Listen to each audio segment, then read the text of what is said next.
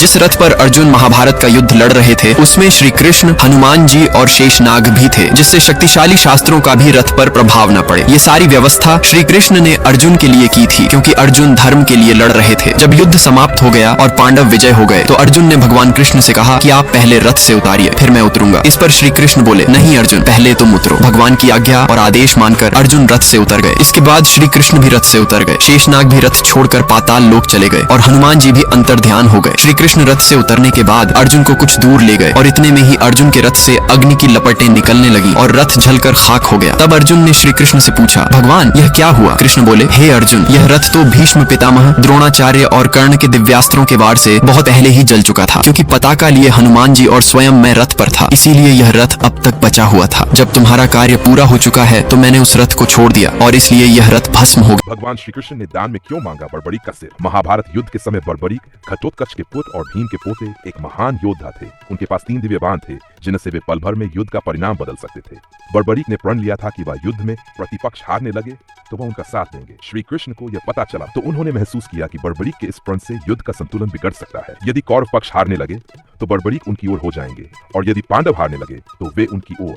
इससे महाभारत का उद्देश्य ही विफल हो सकता था। इस समस्या को सुलझाने के लिए श्री कृष्ण ने बर्बरीक से उनका सिर दान में मांगा।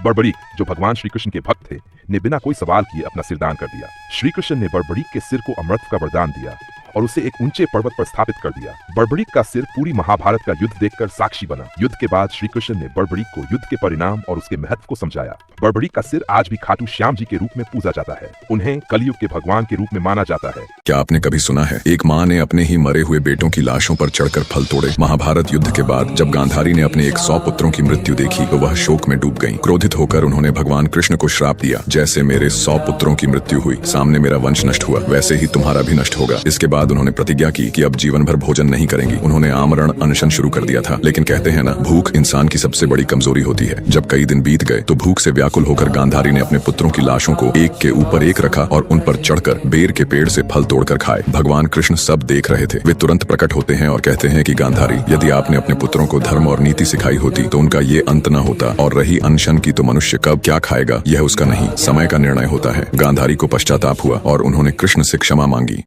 क्या आप जानते हैं कि शेषनाग ने किन किन अवतारों में पृथ्वी पर जन्म लिया? और क्या वाकई शेषनाग के फन पर धरती टिकी हुई है? शेषनाग भगवान विष्णु को बेहद प्रिय हैं और हमेशा उनके साथ रहते हैं। उन्होंने त्रेता युग के राम अवतार के साथ लक्ष्मण का अवतार लिया और द्वापर युग में कृष्ण अवतार के साथ शेषनाग ने बलराम जी का अवतार लिया। गर्ग संहिता में यह भी उल्लेख मिलता है कि शेषनाग की पत्नी नागलक्ष्मी अपने पति की सेवा के लिए बलराम की पत्नी रेवती के शरीर में समाहित हो गई थी। इसके अलावा विष्णु पुराण के अनुसार शेषनाग ने कलयुग में महर्षि पतंजलि और रामानुजाचार्य का अवतार लिया था। ऐसी मान्यता है कि शेषनाग के फन पर दुनिया टिकी हुई है और हमारे पुराणों में यह वर्णन मिलता है कि एक बार शेषनाग गंधमादन पर्वत पर गए और वहां उन्होंने ब्रह्मा जी की कठोर तपस्या की। तपस्या से प्रसन्न होकर ब्रह्मा जी ने उन्हें वरदान दिया कि पृथ्वी हमेशा हिलती रहती है, अतः तुम इसे अपने फन पर धारण करो ताकि यह स्थिर हो सके। तभी से यह माना जाता है कि शेषनाग के फन पर ही समस्त ब्रह्मांड का भार है।